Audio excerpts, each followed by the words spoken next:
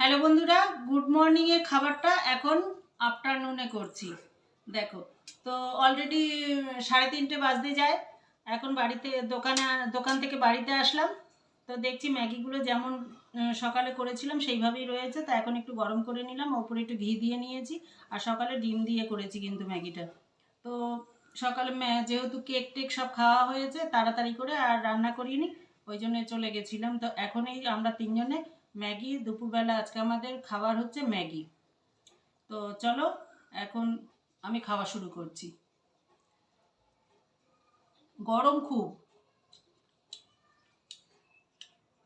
আর নিজের হাতে ঘি বানানো তার টেস্টই আলাদা, এরকম লাগবে। তো তোমরাও এরকম ঘি দিয়ে ডিম ভাজা দিয়ে ম্যাগি করে খেয়ে দেখবে, খুব ভালো লাগবে। আর উপরে একটু বাদাম ছড়িয়ে নেবে। ও, এর আমেজই আলাদা। তো এখন আমি খাওয়া শেষ করছি, শুরু করছি।